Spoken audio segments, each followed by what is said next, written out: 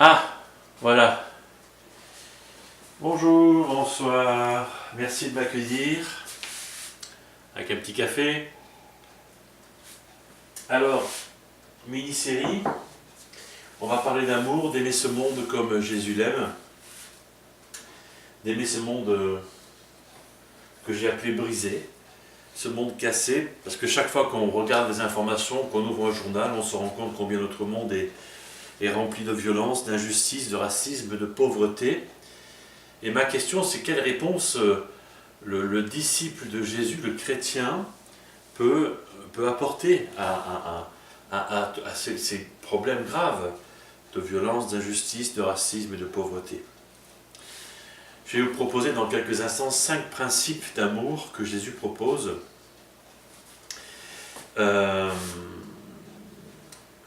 Mais avant ça, j'aimerais parler d'un petit verset qui se trouve dans la première épître de Pierre, au verset 2. Et il dit ceci, Pierre, « Respectez chacun, aimez les frères et sœurs, craignez Dieu, honorez le roi. » Alors, pourquoi je cite ça? Parce que dans un simple petit verset, avec quelques mots, il y a 4 verbes et 4 propositions de relations avec 4 types de personnes et qui sont différents et complémentaires et qui nous entourent. Et on va s'arrêter avec le premier, respecter chacun. Là, c'est le respect d'autrui, de celui, de celle qu'on ne connaît pas, du passant dans la rue, de l'étranger, de celui qu'on ne connaît pas. Là, c'est le respect que nous devons à chaque être humain. C'est le respect de base que chaque parent, à peu près équilibré, enseigne à ses enfants. Quand on dit bonjour monsieur, dit au revoir à la dame, qu'est-ce qu'on dit, merci s'il te plaît, etc. Derrière la politesse, il y a le fait de prendre conscience que l'autre est une personne, que l'autre est un être humain, que l'autre est un être vivant, et que je dois le respecter, même s'il n'a pas le même sexe que moi, même s'il n'a pas le même âge que moi, même s'il n'a pas la même origine que moi, même s'il n'a pas le même niveau social que moi, etc. Je vais le respecter parce qu'il est un être humain, c'est tout. Et puis, la deuxième proposition, c'est aimer les frères et sœurs. Et ici, on entre dans la sphère de l'Église, dans la sphère de ceux qui sont disciples de Jésus-Christ. Et là, on nous propose d'aimer. Alors, on est passé du respect à l'amour. Alors, c'est pas la même chose, hein, bien entendu, c'est un large cran au-dessus. Et là, mais il y a quand même une différence, parce que les frères et sœurs, c'est qui ces frères et sœurs? Est-ce que c'est dans mon église? Est-ce que c'est dans l'église d'à côté? Est-ce que c'est dans l'église de la ville voisine, du pays? C'est dans tout ça. Et donc ça concerne tous ceux qui adorent, qui se réclament de Jésus-Christ, quelle que soit leur manière d'adorer Christ, que ce soit assis, debout, en train de danser, en train de parler dans des langues bizarres, etc. Pourquoi? Parce que c'est mon frère, parce que c'est ma sœur, donc je vais l'aimer. Et puis le troisième niveau, c'est craindre Dieu. Pas la peur de Dieu, pas cette peur de Dieu que Adam et Ève ont eue quand ils se sont rendus compte qu'ils avaient désobéi à Dieu, ils ont voulu se cacher. Non, ici, on est passé du respect à l'amour, à la crainte, et la crainte envers ce Dieu, envers cette personne divine, c'est vraiment autre chose. C'est un respect, c'est un amour beaucoup plus appuyé, beaucoup plus... C'est une soumission volontaire. Et le cinquième niveau ici, c'est l'honneur que l'on doit aux responsables de notre pays, qu'il soit président, qu'il soit roi, qu'il soit gouverneur, qu'il soit premier ministre, je ne sais pas.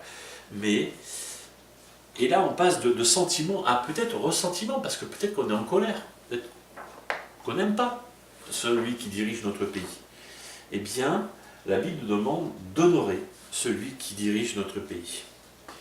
Mon fils, crains l'Éternel, et le roi, ne te mêle pas avec les hommes qui remuent. Autrement dit, voilà, ça veut dire beaucoup de choses en ce moment dans notre pays, ça. Hein. Vous rendez à tous ce qui leur est dû, l'impôt à qui vous devez l'impôt, le tribut à qui vous devez le tribut, la crainte à qui vous devez la crainte, l'honneur à qui vous devez l'honneur. Donc, voilà des niveaux de relations et peut-être des choses à remettre en place dans nos vies, que sais-je. Et puis on passe aux 5 principes d'amour pour aimer comme Jésus aime ce monde brisé, qui est le nôtre aussi. D'abord, c'est la dignité. La dignité, parce que Dieu a créé chaque personne dans laquelle il a déposé une part de sa dignité. Le psaume 8 dit « Tu as fait l'homme de peu inférieur à Dieu, tu l'as couronné de gloire et d'honneur. » C'est-à-dire que Dieu a mis chez chaque être humain sa gloire et son honneur. Et on doit se rendre compte de ça, c'est que pour aimer l'autre, je dois prendre conscience que j'ai reçu la même gloire, la même honneur, la même dignité que l'autre, de la part de Dieu. Et en ce sens-là, je peux respecter l'autre, à laquelle qu'il soit. Alors peut-être que l'autre a fait un mauvais choix dans sa vie et a une vie qui n'est pas très correcte, mais parce qu'il est un être humain, je vais le respecter et je vais pouvoir l'aimer au travers de la dignité que Dieu a déposée en lui. Il y a aussi la diversité. Dieu a intentionnellement créé toutes les races différentes. 1 Corinthiens 15, Dieu lui donne un corps comme il le veut. À chaque semence, il donne un corps qui est propre.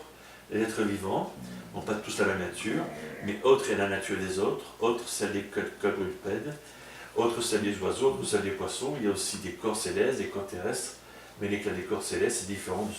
Alors, Dieu aime la diversité. Et puis, il a fait en sorte que tous les peuples, issus d'un seul homme, habitent sur toute la surface de la terre. Il a déterminé la durée des temps et les limites de leur lieu d'habitation. Dieu aime la diversité. On voit ça dans la nature et on voit ça chez les êtres humains aussi. C'est-à-dire que autant tu es unique, mais autant nous sommes divers. Et si tu as un problème avec la diversité, tu vas avoir un problème avec Dieu. Parce que Dieu aime cette diversité. Et le racisme, c'est-à-dire ne pas aimer celui qui est différent de moi, ce serait comme dire à Dieu, ce que tu as fait là, c'est pas bon. Ta création n'est pas bonne. Qui suis-je pour dire ça? Le troisième point, c'est la communauté. Éphésiens 3,6, le mystère, c'est que les non-juifs sont co-héritiers des juifs qui forment un seul corps avec eux et participent à la même promesse de Dieu en Jésus-Christ par l'Évangile. Ici, la communauté, nous avons besoin les uns des autres et nous sommes mieux ensemble. Et l'Église doit être le lieu de cette rencontre, de cette jonction, si je peux dire, les uns avec les autres, où on modélise cet amour de Jésus pour le monde. Et puis l'amour, justement, Jean 13, je vous donne un commandement nouveau, aimez-vous les uns les autres une fois, comme je vous ai aimé, aimez-vous les uns les autres 2 fois, assez tous connaîtront que vous êtes mes disciples, à l'amour que vous aurez les uns pour les autres 3 fois. Voilà, si on n'a pas compris, on ne comprendra jamais. Mais ce commandement est nouveau depuis, grosso modo, 2000 ans. Pourquoi? Parce que nous devons apprendre chaque jour à aimer l'autre. C'est la mission de toute notre vie. L'amour qui est enseigné ici, qui est commandé ici, ce n'est pas une option, c'est un commandement. Ce grand commandement-là est quelque chose qui s'apprend au fur et à mesure de notre marche avec le Seigneur. Et ça veut dire que des fois on va réussir, mais ça veut dire que des fois on va échouer aussi. Et il faut être clair avec ça, et il faut pouvoir le dire, pouvoir demander pardon, et puis se remettre au travail. Voilà, parce qu'on a été mis sur terre pour apprendre à aimer. Et dans cet amour, il y a aussi la réconciliation, c'est le 5e point. Si on n'aide pas les gens à se réconcilier, on n'est pas une église. C'est la mission de l'église. Tout cela, 2 Corinthiens 5, vient de Dieu qui nous a réconciliés avec lui, etc. Il nous a donné le ministère de la réconciliation. Bénis sont les artisans de paix, car ils seront appelés les enfants de Dieu. Donc, un des ministères de l'église, c'est d'être des agents de réconciliation. C'est dans l'Église, c'est par l'Église que la réconciliation se fait. Donc on voit ces 5 principes-là, dignité, diversité, communauté, amour et réconciliation pour nous apprendre à aimer comme Jésus. On a du pain sur la planche, on a beaucoup à faire. J'ai quelques questions maintenant pour les petits groupes. Alors c'est écrit petit, hein, mettez en pause, je vais lire. Par rapport à 1 Corinthiens 15, versets 38 à 40, pensez-vous que Dieu a créé chaque personne comme étant unique? Réfléchissez à votre histoire, donc à votre histoire personnelle, discutez avec les groupes par rapport à votre expérience et comment votre expérience vous aide à partager l'évangile de manière claire. Par rapport à Hébreux 13, verset 1, quel genre de comportement faut-il pour être normal, mais normal selon la société, selon le monde? Et les 4 façons de montrer l'amour sont d'écouter, regarder la personne, apprendre de celle-ci en lui posant des questions et rire avec elle. Entre écouter l'autre, regarder, apprendre et rire avec elle, lequel de ces 4 éléments est le plus facile pour vous? Et lequel est le plus difficile, et donc lequel il va falloir travailler un peu plus? Matthieu 5, verset 9. Qu'est-ce que la réconciliation signifie pour vous? Qu'est-ce que la réconciliation signifiait pour Jésus, ou signifie aujourd'hui pour Christ, comme on le lit ici dans Matthieu 5? Comment aidez-vous les autres dans ce domaine? Donnez des exemples, comme donc vous avez agi en tant que réconciliateur. Qu'est-ce qui vous empêche d'affirmer la dignité de quelqu'un d'autre? C'est-à-dire, qu'est-ce qui vous bloque? Ou qu'est-ce qui vous bloquerait? Honnêtement, vous êtes dans un petit groupe, peut-être que vous pouvez partager ça et que quelqu'un d'autre pourra prier pour vous débloquer.